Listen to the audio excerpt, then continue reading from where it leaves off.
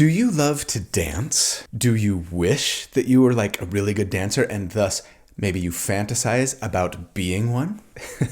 Okay, fine. Maybe you just want to play a subclass in D&D that's new and exciting and different. Maybe you're just curious to know if the new College of Dance subclass for bards is any good, or get ideas on how to build one. Well, if any of those things are true, then I think you're really going to enjoy today's video. Welcome to D4.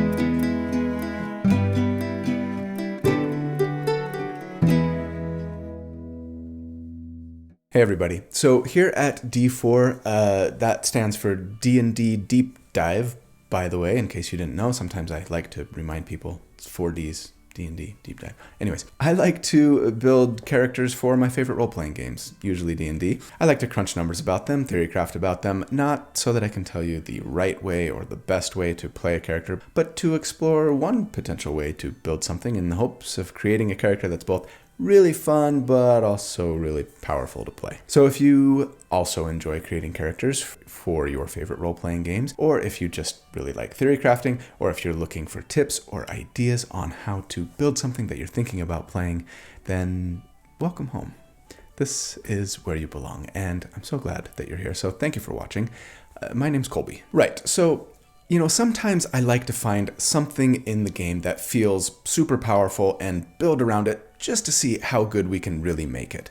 The new Pact of the Blade, for example, or the greatly improved Spirit Guardians spell, for another. Other times, I like to find something that's maybe really cool conceptually, usually a subclass, but that's on the surface at least pretty lackluster mechanically, and see if we can't make it at least decent mechanically so we can better enjoy the cool flavor that it has to offer. For example, the Alchemist build that I did over a year ago, or a little more recently, the Sun Soul Monk, right? Well, today I think is going to be a little more along the lines of the latter kind of video, because I want to build a Dance Bard.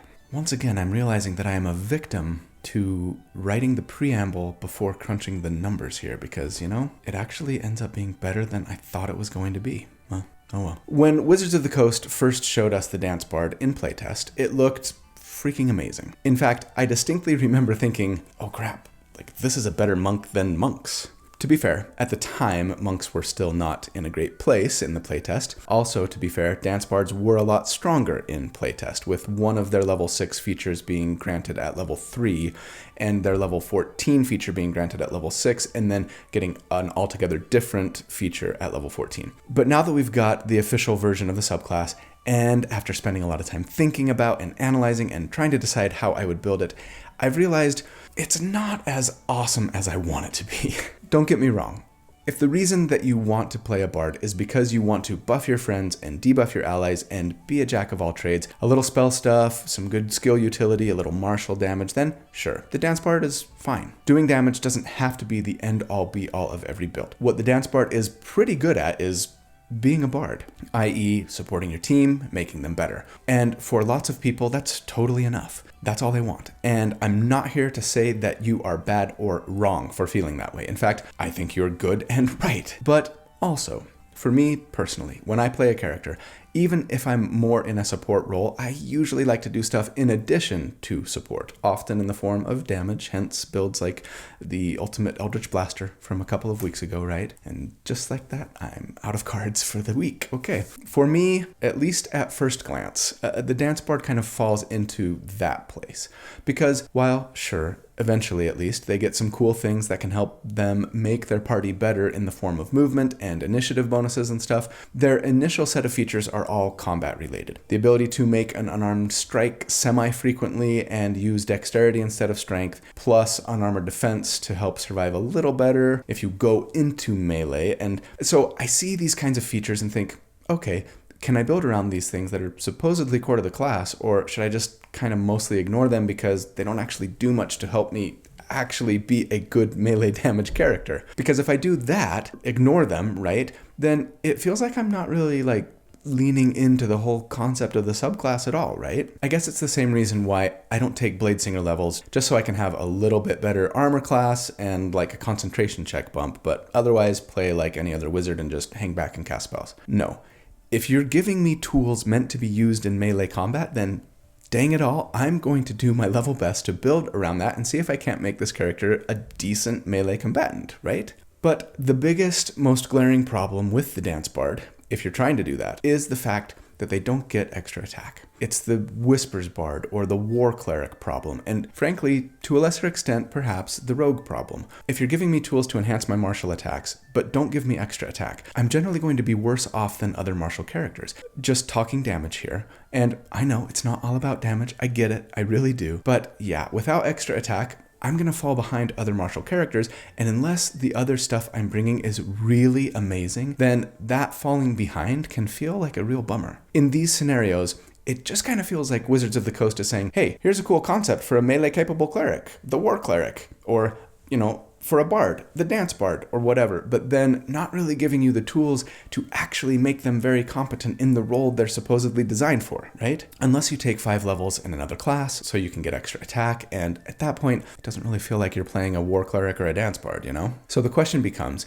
can we build a Dance Bard who feels like a decent martial combatant without getting 5 levels in another class for extra attack? I think the answer is yes. That's going to be the goal of the build today, at least. And the rule I impose on myself will simply be that I can multi-class, but only a little bit. No extra attack. Can we at least keep up with the low end of other sustained DPR builds under that rule, so that we can feel like we get to be bardy and still actually make use of the martial tools that Dance Bards are given? What can we really do with one little bonus action unarmed strike? Well, I've got one idea. Let's find out how good it is with D&D episode number 194. Nothing too kitschy or creative here. We're just going with the Dance Bard. Huge thanks to my good friend Randall Hampton for the fantastic artwork that he put together for this one. He does this every week. He's such a great artist. If you want to follow him on social media to see the other stuff that he's done, or potentially reach out to see if you can commission him to create some art for your character or even your entire party,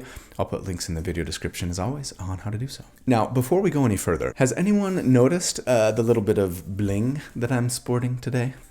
You may not have noticed, but I don't typically wear a lot of jewelry. Sometimes it's hard for me to even remember to put my wedding ring on. But the main reason for that isn't so much because I don't like accessorizing or anything. It's more because I just don't really love the look and feel of a lot of traditional jewelry, watches, things that you see on the market. But then I discovered Holzkern, the sponsor for the video today. And I kind of feel like I found a company that makes stuff that sort of matches me in a way that other jewelry makers don't. To be clear, Holzkern doesn't just make jewelry. I've shown you guys some awesome sunglasses that I've ordered from them in the past, which I still love and wear all the time. But I ordered this really awesome watch from them recently. It's called the Edisto, and I seriously love it. Like all of their products, it's made with natural materials. In this case, walnut and a poplar fig leaf on the face there, and it's just so classic. Super clean, super simple, and kind of perfect for my nature-loving self. I even have some poplar trees in my backyard, so it kind of feels like home. But I mean, if you prefer a more metallic or stone look even, fear not. They've got some really awesome stuff that you would probably love. So Holzkern is based in Austria, the fabled land of the sound of music. And hey, Austrians, I know, nobody over there actually enjoys the sound of music, and Edelweiss isn't really your national anthem, but come on, it is a great musical. Give it a chance. Julie Andrews is a national treasure. And she's not even from my nation.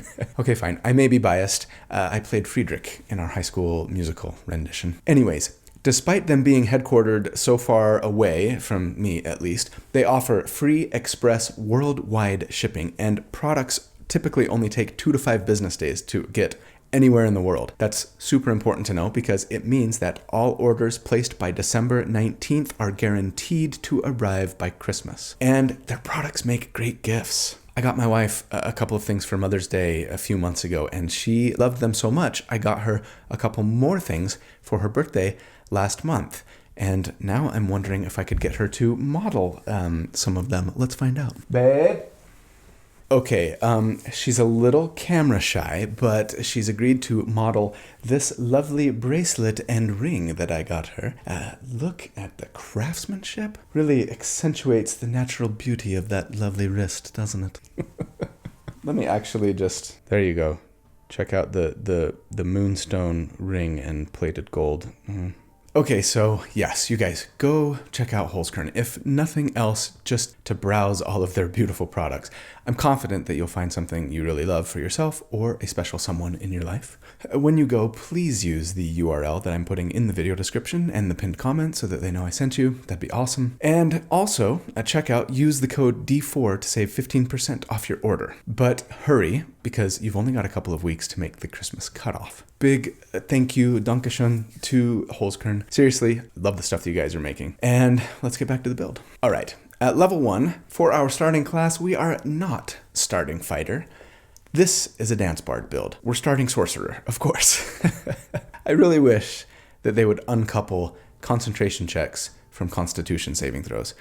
Maybe just let everyone add their proficiency bonus to the check or your spellcasting modifier instead. As is, it is just really hard for me, anyways, not to start at level 1 in a class that has constitution saving throw proficiency if I'm going to be concentrating on spells all the time. And if you're a caster, especially a full caster, you're probably planning on concentrating on a spell all of the time, right? Most of the damage that we do on this build will be from a concentration spell. So yeah, I really want constitution saving throw proficiency, and I don't want to give up a feat to get it, of which I have precious few when I can do it with a single level dip. That's me. You don't have to do this. Feel free to start Bard. Grab Resilient Constitution later. But I also do really like the chance to pick up like the shield spell this way, among other things, so I like starting Sorcerer 1 personally. As for the species for the second week in a row, I think I'm going to go Goliath. But the main reason for me to do this week is not for the giant ancestry trait, which is cool, but for the ability it gives us to grow to large size for 10 minutes with the bonus action once per day, which also gives us advantage on strength checks and increases our already awesome 35-foot speed by 10 more feet.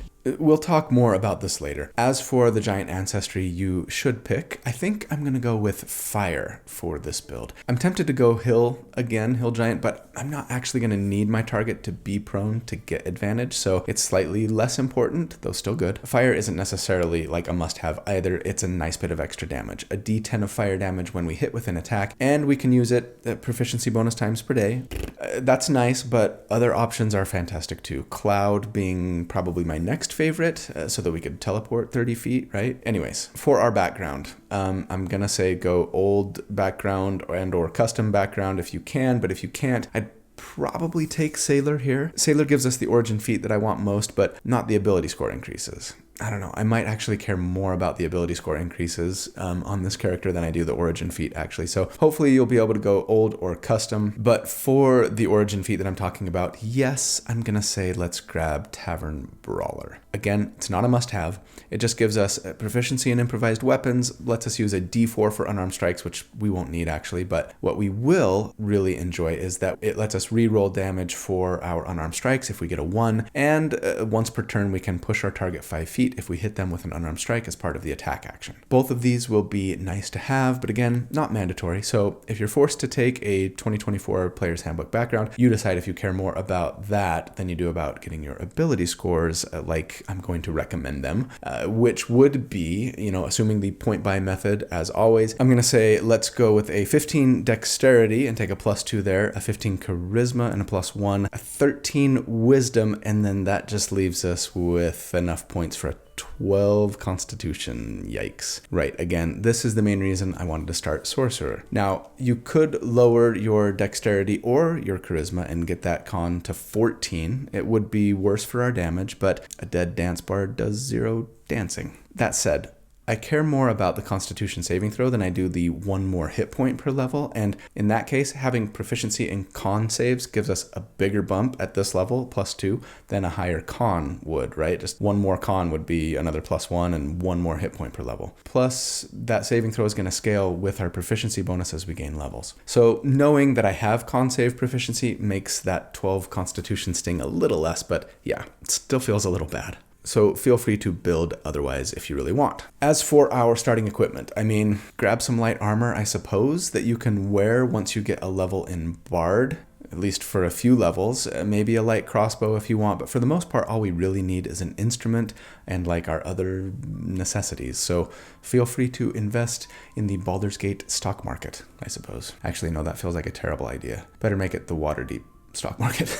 Much more stable. As a Sorcerer 1, though, we get Innate Sorcery, and this is a great feature that we probably won't get a ton of use out of. It says that twice per day, with a bonus action, we can give ourselves advantage on attack rolls and a +1 to our spell save DC, but for our Sorcerer spells only, right? For 1 minute. I mean, I guess for early game especially, it's actually pretty nice, sure. You've got a good charisma, so it won't be wasted, but we're certainly not building around it here or anything. And then we get spells, of course, as a Sorcerer, and I'm going to say kind of take the usuals here, really.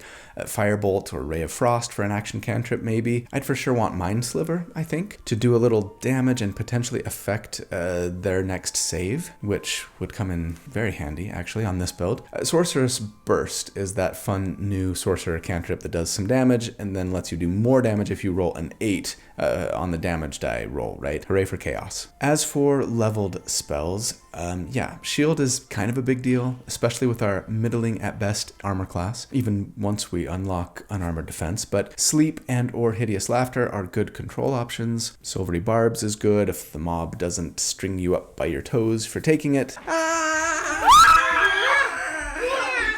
Speaking of adorable mobs, I wanted to give a shout out to my channel members. How's that for a segue? You guys are so awesome. I could not do this without you, and I'm so grateful for your support. If you're not a member of the channel, I'd love it if you'd consider joining. I don't have a Patreon. This is what I do in lieu of that, right? There's a little button down there. It says join. If you click on it, you can see what benefits you could get by being a member, including access to the library of write-ups that I create for all of my builds to help you recreate them a little more easily, so you don't have to go back and rewatch the video, etc. Access to the community Discord server, and even access to the live monthly Q&A hangout sessions that we do, which are a ton of fun. Thanks for considering it, but you know, if you don't want to be a member or don't feel like you can, that's totally fine. I'm just grateful that you're here watching, and especially liking and subscribing and clicking on the notifications bell and commenting and all of those things. Also fantastic ways to support the channel, so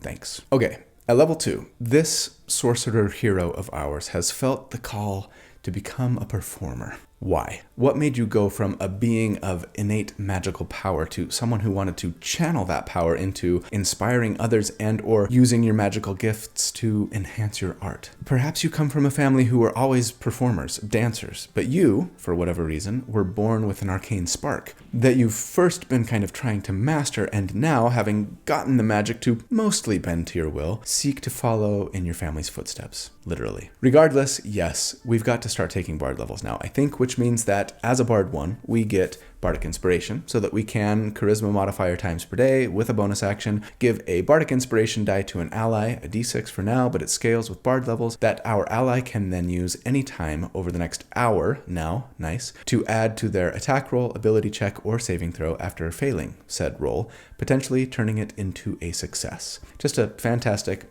always useful ability that makes bards universally loved by all teammates. We also get bard spells here, and I'd say let's consider Starry Wisp because it's a fun new cantrip unique to bards and druids that does a little damage but also lights the target up and prevents them from being invisible. Vicious Mockery always feels like a must-have so that you can insult your enemy, do a little damage, and cause them to have disadvantage on their next attack. I'd be sure to grab Healing Wounds and or Cure Wounds for an important heal in a pinch, right? Dissonant Whispers is always fun to mess with your enemy's mind, do damage, and force them to run away, and, you know, probably Fairy Fire to give you and your friends advantage on potentially multiple enemies who fail their saving throw. Lots of good options, as always. At level 3, we would be a Bard 2, and that means we get Expertise. We get to double our proficiency bonus in 2 skills that we're proficient in, and I'm gonna just say pick your favorites here. You're a Bard, so I'd probably go like Persuasion and Performance, I think, personally, but maybe you want to grab Stealth and or Sleight of Hand or just Perception because it's so dang useful. Do what works best for you and your party. We also get Jack of all trades here, which lets us add half of our proficiency bonus rounded down to any ability check we make that uses a skill proficiency we lack, making us a pretty nice little skill monkey. At level 4, we would be a Bard 3, and that means we get to pick our subclass. And we, of course, are going with the College of Dance. So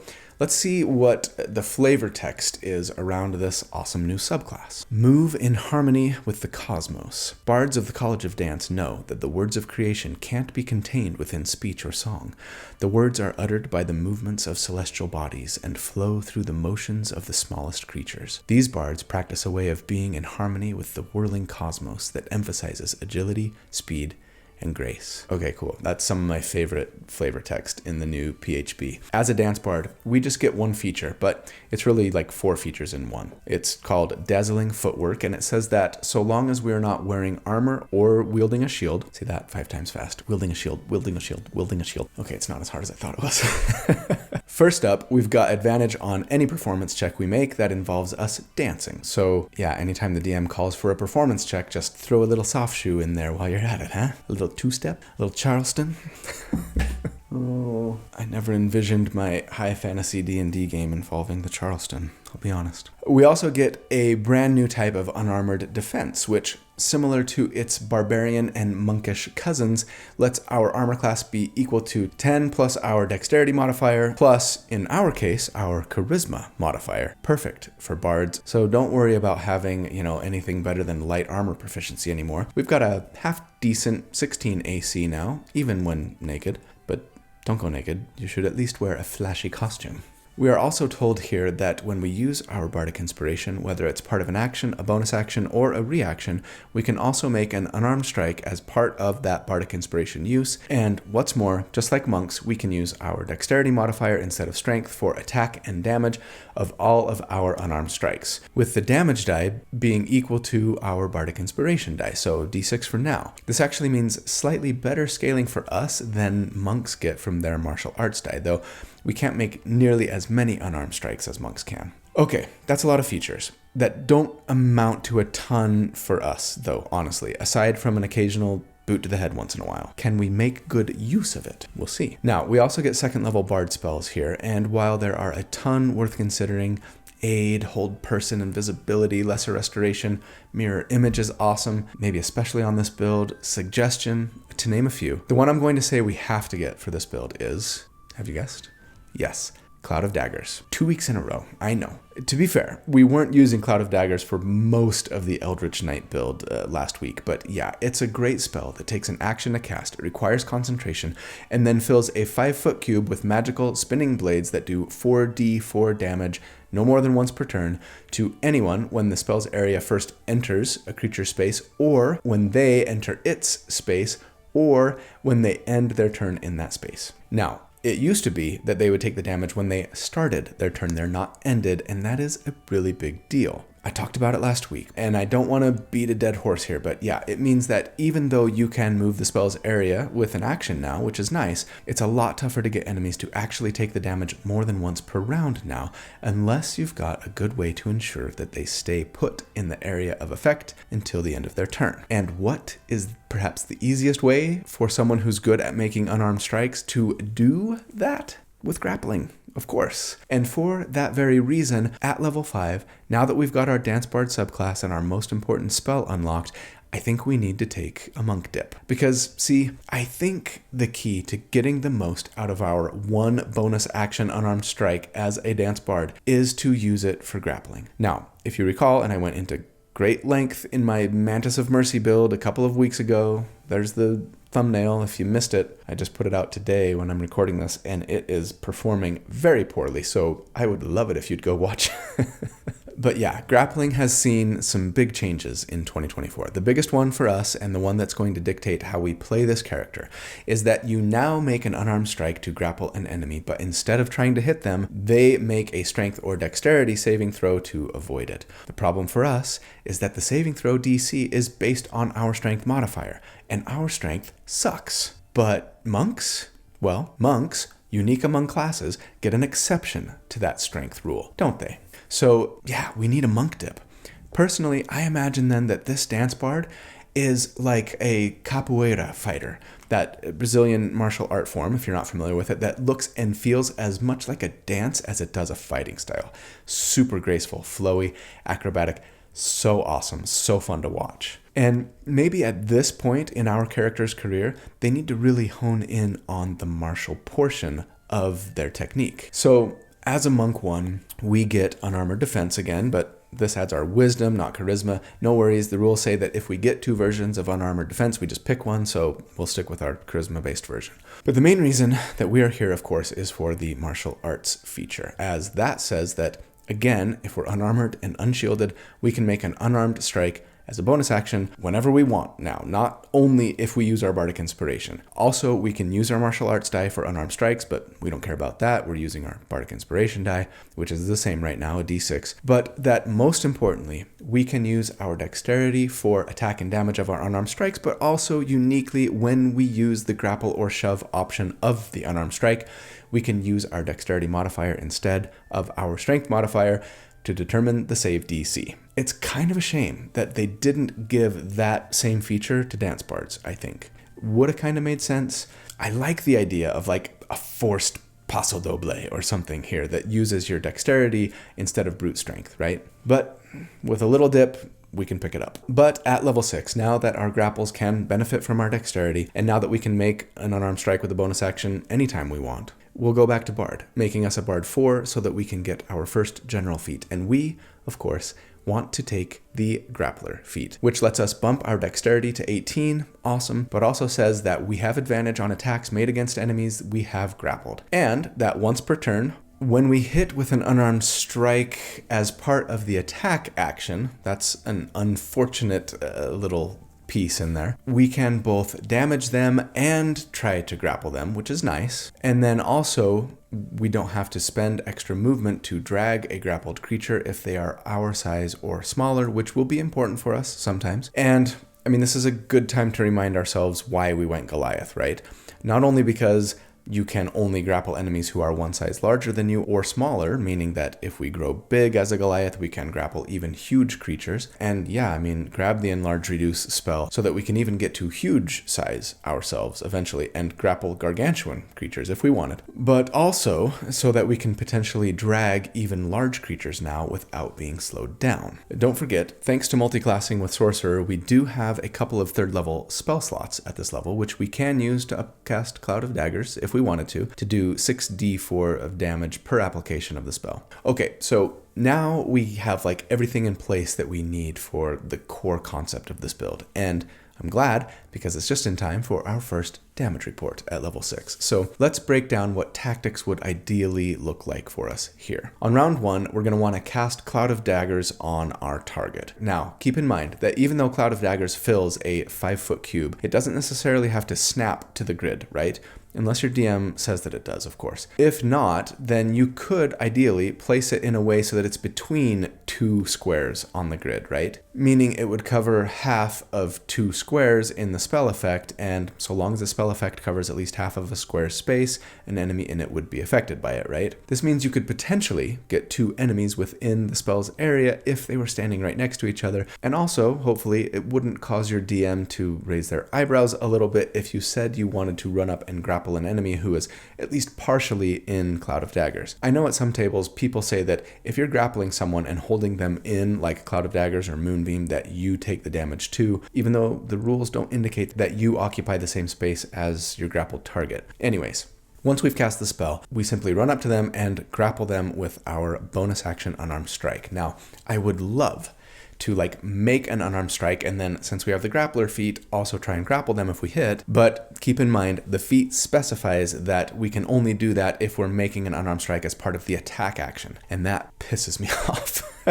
Why? Why does it have to be part of the attack action? I don't know. Anyways, doing this is a lot more important than just trying to punch them, because if they fail their saving throw, then they are locked down so that on their turn, they either need to use their action to try and break the grapple or just succumb to our superior dance technique and try to attack us instead. If they can't get out of the grapple, they're going to take damage on the end of their turn as well as on your turn when you first cast it on them, right? So potentially 2 applications of Cloud of Daggers there, even though we didn't get to make any punches on that first round or boots to the head. On subsequent rounds, we'd simply make an unarmed strike against them with our action, potentially re-grappling them if we need to, or grappling another creature if the first one died, right? At the same time as our punch, thanks to the grappler feat, and an unarmed strike with our bonus action, whether because we used Bardic Inspiration or because we're a Monk 1 and we can just do that. Both times with advantage thanks to the Grappler feat. And if we're making those attacks against a grappled target, they will both have advantage, right? We would also be sure to foxtrot them out of the cloud and foxtrot them back in with our movement so that since they'd be entering the area on the first time on a turn, they'd take damage from Cloud of Daggers on our turn and again on their turn if we can hold them still. So as long as we can maintain the grapple, they're going to be taking damage from Cloud of Daggers twice every round, as well as 2 unarmed strikes after round 1. Also, on 3 of those turns, if we wanted, we could add a d10 of damage from our Fire Giant ancestry to 1 of our unarmed strikes.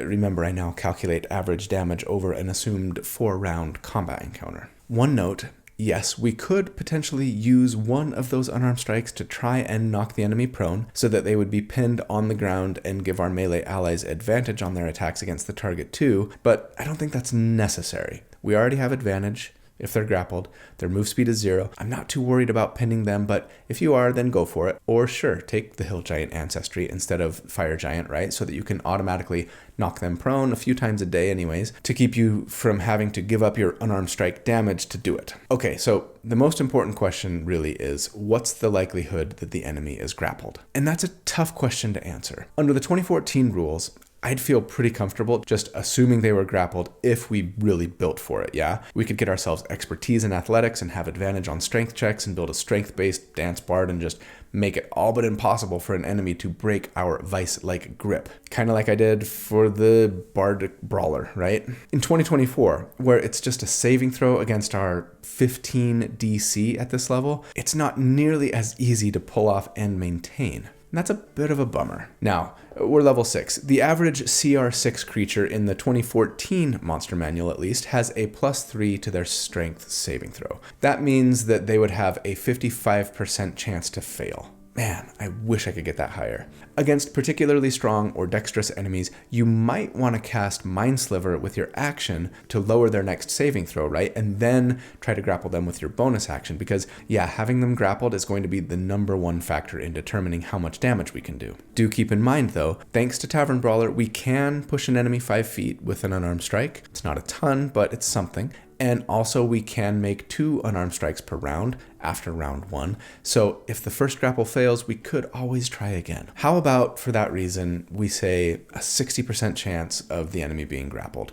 I feel like it might be a little higher than that, depending on what we're fighting, right? But we would also be missing out on damage if we had to use our second unarmed strike to try and grapple them again, so I've got to find a way to approximate the damage here. This feels fair, maybe even on the conservative side to me, but maybe not. But then, yes, again, if our target dies, just find the nearest enemy, attack and grapple them, and then haul them over to the cloud. We've got 35 feet of move speed, 45 if we've grown large, and hopefully won't be slowed down by the dragging either. You can always move the cloud in a pinch if need be. Okay, that was a lot. If everything goes according to plan here, after round 1, we'd be doing 1d10 of fire damage, 2d6 plus 8 for our unarmed strikes, plus 12d4 damage from Cloud of Daggers. Assuming a 60% success rate of keeping them grappled, then against enemies with a 10 AC, we would on average do 37 damage per round, and against a 15 AC, it would be 36 DPR. And with the vast majority of that damage coming from Cloud of Daggers, I mean, it's no surprise that the damage doesn't drop much when their AC goes up, right? The great thing about the spell is that enemies don't get to save against it. If they're in the area, they just take the damage, regardless of saving throws or AC. It's just that it's a little harder now to get them to actually take the damage twice on a round, unless they're grappled or otherwise immobilized.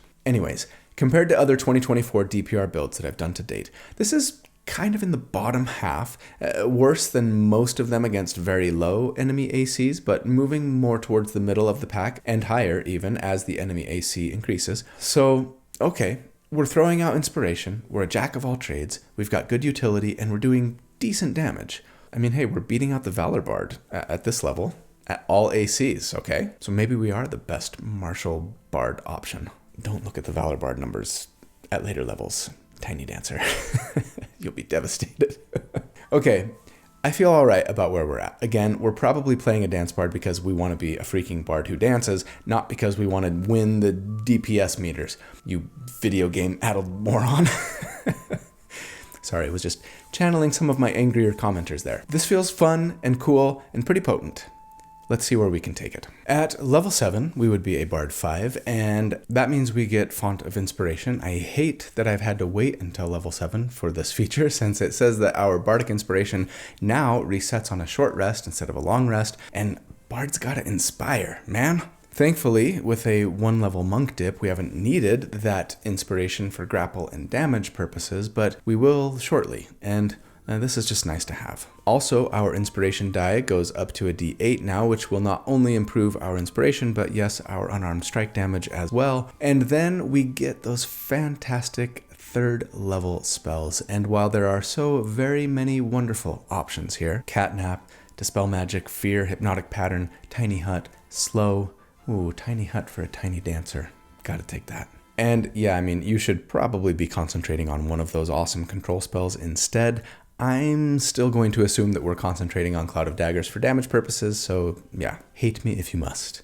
And go ahead and concentrate on Hypnotic Pattern instead if you want. But at level 8, we'd be a Bard 6, and this is where Dance Bards really start to shine, honestly, because they get 2 great features here that are going to be good even if you don't really want to wade into melee and build around the unarmed strike stuff, right? First up, let's talk about tandem footwork, because this feature is arguably the most powerful feature that Dance Bards get, but it doesn't show up in the spreadsheet at all. It says that when you roll initiative, you can spend a use of your Bardic Inspiration, so long as you're not incapacitated, to add a roll of your Bardic Inspiration to your initiative roll and to every one of your allies' initiatives within 30 feet. That's amazing. I don't talk a lot about how important winning initiative is, but yeah, this could be the difference maker between eliminating an enemy or two before they even get to take a turn in combat.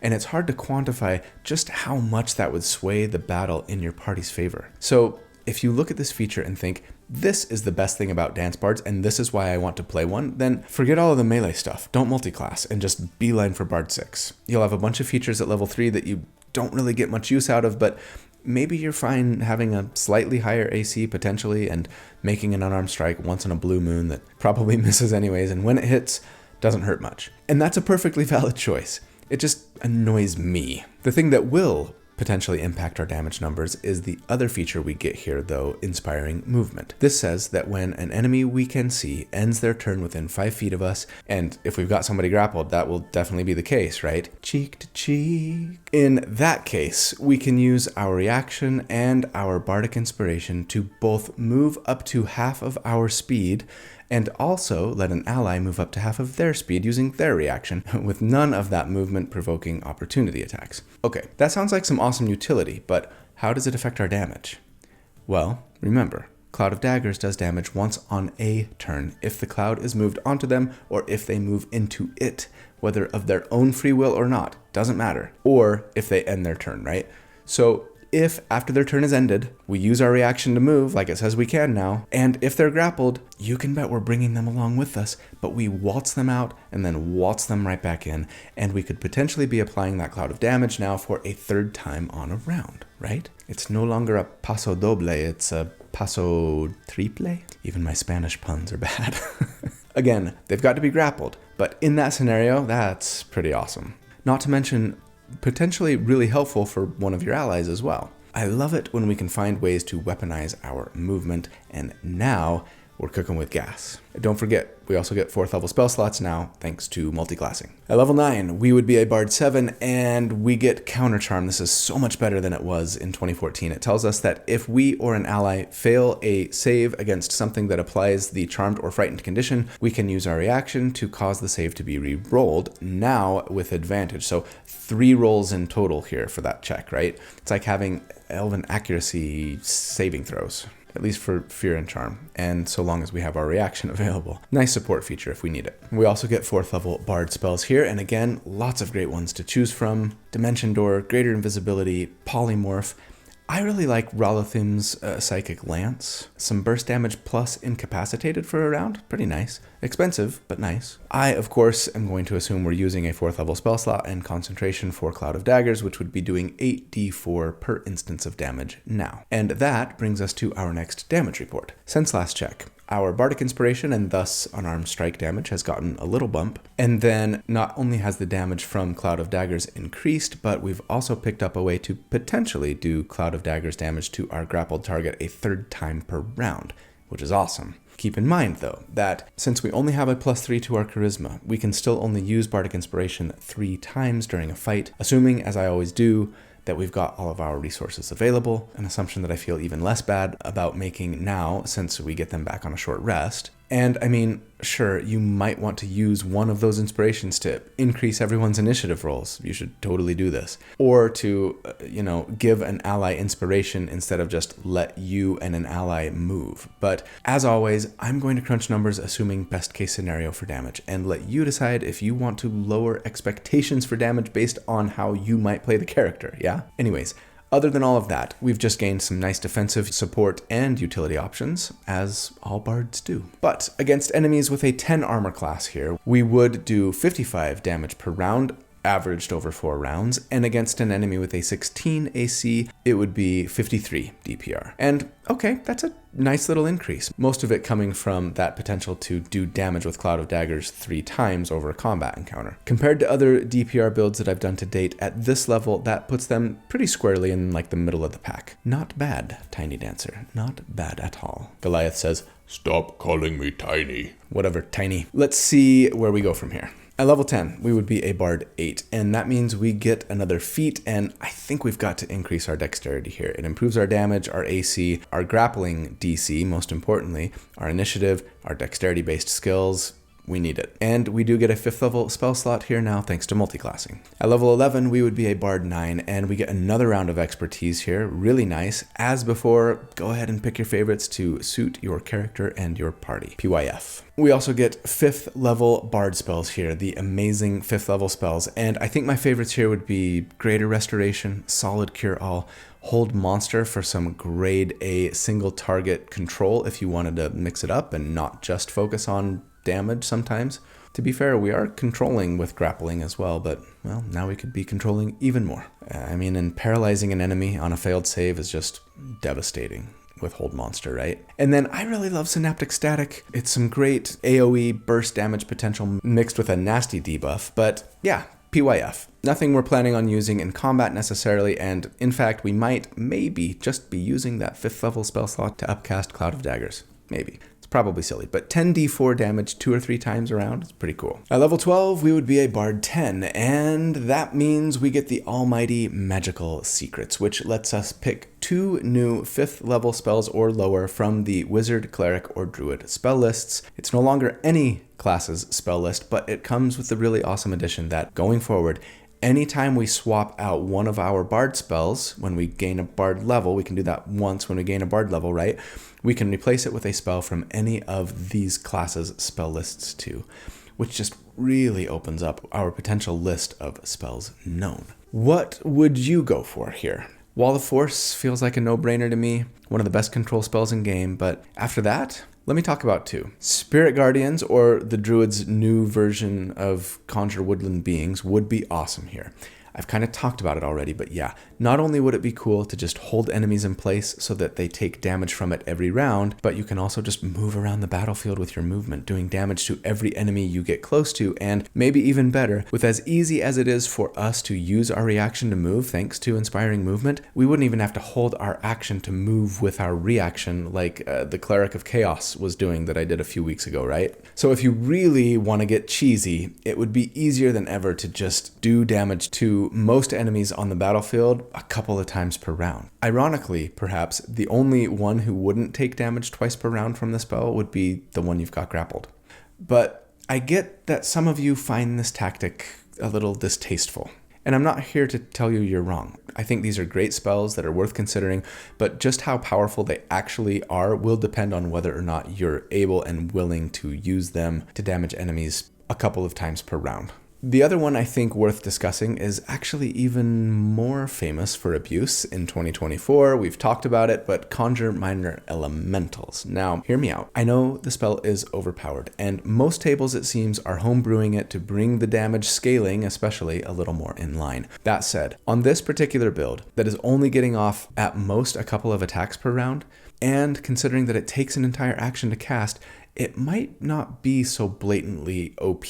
We do have one 6th level spell slot here, thanks to multiclassing. So if we were to upcast Conjure Minor Elementals with it, we would do an extra 6d8 per hit. And that's a lot, but it's only potentially 12d8 per round, and we don't get much out of it on round 1 except perhaps a single bonus action attack with it. And it costs our concentration, so no other control spell or Cloud of Daggers shenanigans. I'm not saying I'm going to use it going forward. I won't. I'm just saying it's a little less egregious on this build as it is on others. That's all. Let me know what you would take for your magical secrets in the comments. Now, at this level, our Bardic Inspiration also increases to a d10, which will be nice for our allies and for our unarmed strike damage. But then at level 13, we would be a Bard 11, and that means we get 6th level Bard spells. Now, my usual suggestion for a 6th level spell when it's available is Mass Suggestion, right? Because it's so dang good for control. Doesn't require a concentration.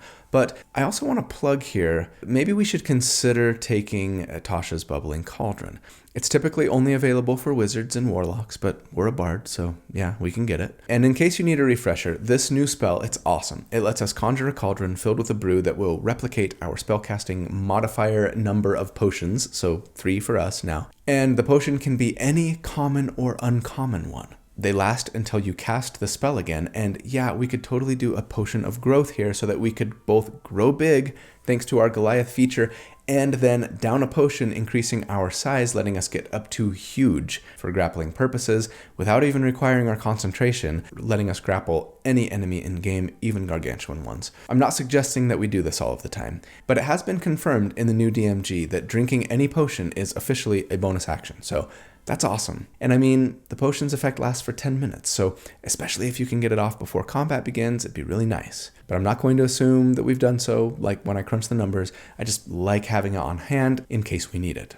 Okay, at level 13, it's time for our next damage report. Since last check, we have capped our dexterity, increased our unarmed strike damage to a d10, and increased the potential damage we could do from Cloud of Daggers to 12d4 per instance of damage from it. I'm going to keep our grapple percentage chance at 60%, I think. Yeah, our DC has increased, but so have like enemy strength and dex checks and saves, right? So against enemies with a 10 armor class here, we would on average over 4 rounds do 76 damage per round, and against a 17 AC, it's 74 DPR. And yeah, I mean, notice how the damage hardly decreases as the enemy AC goes up, because most of our damage isn't dependent on enemy AC. It's more dependent on their ability to avoid or escape from our grapple. To be fair, we could probably change this calculation to be based on their strength or dex save and athletics or acrobatics checks, but there's not necessarily going to be a direct correlation between an enemy's AC and their save and skill check bonuses. I mean, look at CR 13 monsters in the 2014 Monster Manual. A Beholder has an 18 AC, and their best save against our grapple is a +2. Our DC is an 18. We'd have a 75% chance to grapple there. But against an adult white dragon, also CR 13, they have a +6 to their strength save. So that's a 55% chance to grapple, assuming we could get big enough to do so anyways. So I'm just going to keep it at 60% and let you know that the higher their save and skill bonuses, the worse our damage is going to be, right? But for plenty of enemies, it's going to be even better than I'm projecting here. Anyways, when you compare the damage here to other 2024 DPR builds to date, at this level, we are kind of in the middle of the pack still. Not a bad place to be for a mostly bard who's also providing some decent utility and support and control. Okay, let's see if we can bring this home. At level 14, we would be a Bard 12, and that means we get another feat, and I really want to bump my charisma to 18. Warcaster is absolutely worth considering, and maybe should even have been prioritized over increasing our dexterity, with as dependent as we are on a concentration spell for most of our damage. Of course, we're also really dependent on being able to grapple our enemies, right? I feel half decent about our concentration checks with con save proficiency, but it's by no means ironclad, especially with that 12 con of ours. So feel free to go Warcaster here if you want, or sooner even. But for damage numbers and overall bard efficacy, yeah, I want a higher charisma, both to increase our spell save DC, but also to let us use our bardic inspiration more often, whether that's for inspiring our allies and punching an enemy at the same time, or moving ourselves, our grappled target, and an ally via inspired movement. I'll assume for our final damage report that we're using it for inspired movement in the name of exploring what's possible, meaning we'd be able to move with a reaction on every one of our 4 rounds of combat now, potentially. Don't forget we get a 7th level spell slot at this level too, thanks to multiclassing. At level 15, we would be a Bard 13, and that means we get 7th level Bard spells. And I mean, we could grab Force Cage, sure, though now that it requires concentration and a material component worth 1,500 gold that gets used up every time you cast it, it's much less of a no-brainer than it used to be. I love the new power word Fortify for the ability to distribute 120 temporary hit points amongst you and your friends as you see fit. But again, don't forget that there are plenty of other wizard, druid, and cleric spells we could be grabbing if we wanted or needed, of a lower level even. I mean, we should have Fireball by now, right? No-brainer. Have fun with that. Counterspell, etc. At level 16, we would be a Bard 14, and we get Leading Evasion. This is the Dance Bard capstone now, and I'm a little unsure how I feel about it, if I'm being honest. It lets you and your allies within 5 feet benefit from evasion, and I mean, evasion is nice, don't get me wrong, but how often are you actually going to need it? Hard to say. How often will you need it and have an ally standing within 5 feet of you who isn't a rogue or a monk that already has evasion? Even harder to say. So sure, when you need it, and especially when you've got an ally that can benefit from it, it'll be awesome. I'm not sure I love it as a level 14 feature, personally. Maybe I'm underselling it. Let me know what you think. We also get an 8th level spell slot now. But then finally for us, at level 17, speaking of 8th level spell slots, we get 8th level bard spells. And there are a lot of good ones to consider. Antipathy Sympathy is a new spell I quite like, letting you sort of preemptively cause enemies of a type that you think you're going to face to become frightened or charmed by you or an ally that you cast it on when that enemy type gets too close. It's kind of fun. It takes an hour to cast, but it lasts 10 days. So yeah, if you feel pretty confident about the creature types you'll be fighting, it could be really potent, so long as they're not immune to charmed and or frightened, right? Befuddlement is another fun one that does some decent burst damage and prevents spellcasting or taking the magic action on a failed intelligence save for someone that you cast it on for 30 days. Should hopefully be long enough for you to finish them off, yeah? But what else should we choose from our list of massive options? Illusory Dragon? Dominate Monster? Holy Aura? Maze? So many good and fun ones. But then also, our Bardic Inspiration gets its final bump here up to a D12, meaning our unarmed strikes are hitting harder than a monk's 2 full levels before monks are. That feels like cheating. But thus, we arrive at our final damage report. Since last check, we have bumped our Bardic Inspiration die for more damage, increased our Charisma for potentially the ability to move our enemy in and out of Cloud of Daggers with our reaction on each of our 4 rounds of presumed combat, the ability to upcast Cloud of Daggers if we were crazy enough to do so with an 8th level spell slot to a whopping 16 D4 of damage on every application, and finally picked up loads of support, utility, and control potential as well. And so, against enemies with a 10 armor class, we would here on average over 4 rounds do 101 damage per round. We broke the century mark, just barely, but against an 18 AC, it's barely less, 99 DPR. And yeah, on a grappling dance bard, I didn't expect to get that high. And, you know, this might be the flattest damage line we've seen on any 2024 build. But yes, super dependent on getting and maintaining that grapple. Compared to other 2024 DPR builds to date, at this level, we're maybe more like upper half of all builds, so we've kind of just gotten better and better by comparison as the build has matured, and that is something that I really love to see. All right, let's go over some final thoughts here. The tier score for this build, if you take the damage that they do against every AC that we calculate for at each of the 4 damage reports, just average it all into one big number, we end up with a 64, which puts them kind of just above average compared to other 2024 builds to date, and gotta be honest, when I first started trying to theorycraft this build, even when I first wrote the preamble, which maybe I should edit a little bit in hindsight, I would not have guessed that we would be that high. Yeah, I would have been happy just beating out that all-day build, if I'm being honest, but we did way better than that. And that is awesome. Now, one potential critique that I can see being made about this build is I mean, are you really a bard, right? Bards are supposed, air quotes heavily intended here, supposed to use their inspiration to inspire their allies and use their spells to buff and heal their allies and their concentration to control the battlefield. What I've built here doesn't do a ton of those things, maybe with the exception of control, at least on one target. They've got the potential to, sure, but we prioritize damage above all, and as a result, we're using our inspirations to move ourselves and our allies, which might be nice for our allies once in a while, but they might more often benefit from actual bardic inspiration, right? And while, sure, doing Cloud of Daggers damage is cool, wouldn't Fear or Slow or Hypnotic Pattern or Wall of Force be a much better use of our high-level spell slots and concentration? And, I suppose my answer to those criticisms would be not very surprising to people who have been watching my channel for a long time. It's like, absolutely. If you want to play a bard who mostly inspires their allies and buffs and heals them and debuffs and controls enemies and maybe just does a little bit of damage here and there, then yeah, this probably isn't the build for you. But kind of like I said in the preamble, I guess. I mean, if you want to play that kind of bard, then the Dance Bard can fill that role fine. You'll get a great level 6 feature improving everyone's initiative, a semi-useful once-in-a-while feature for moving you and your allies at that same level. But at level 3, you might feel a little lackluster outside of potentially an AC bump, depending on your ability scores and your armor that you might otherwise have. If it were me, if I wanted to play that more quintessential bard, I think I'd go lore or glamour and feel more useful and powerful.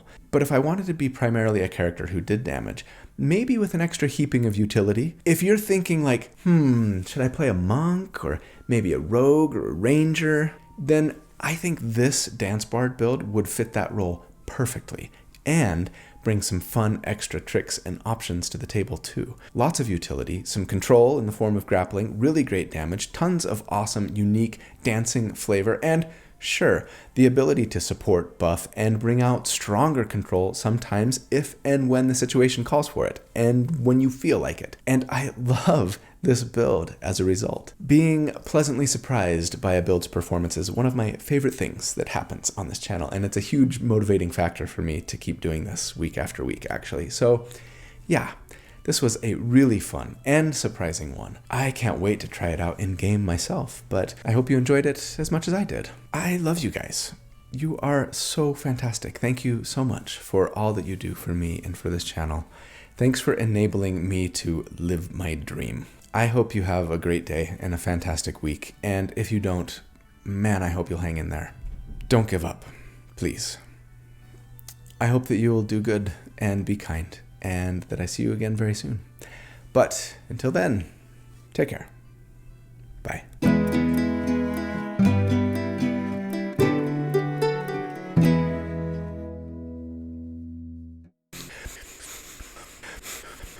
Blue jean baby, LA lady, seamstress for the band. Hold me. I gotta do that over. Hold me closer, tiny dancer. Count the headlights on the highway. Lay me down in sheets of linen. You've had a busy day today. I mean, come on. What other song could I possibly do for the Dance Bard if not that one? Footloose? I mean, I guess there's plenty of options potentially, but I think I had to go with Elton, I saw him in concert once, just once, in Vegas, actually, which is like as Elton Johnny as you could possibly be. It was in my past life as a financial executive, so it was like a work thing. Anyways, it was such an amazing concert. I'm not the biggest Elton John fan in the world, but I mean, even if you're not, you'd be surprised at how many of his songs you know when you hear them and when you hear him play them. And that was such a good show. He puts on a fantastic show, especially in Vegas. Let's dance. Put on your red shoes and dance. Careful, don't bump the mic. A couple videos ago, it was just non-stop mic bumping, and I didn't even realize it until after it was already edited. Okay, we'll try not to repeat that again. It's December. I can't believe it's already December. At least when you're watching this, it's December or later. So I had to wear my, kind of Christmassy shirt. So now I look like a lumberjack. I'm going to go out and chop down a Christmas tree.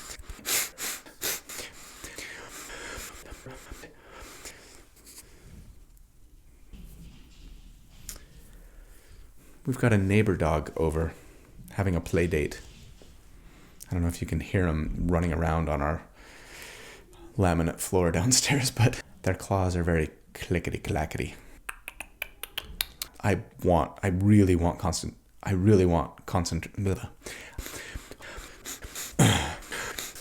and even, oh no, this ruins the build. Shoot. It's not a huge impact on the build.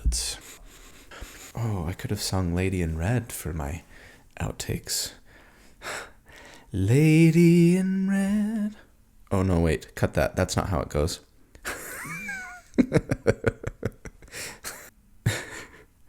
Is dancing with me, cheek to cheek. At least for mixed with a nasty bee buff.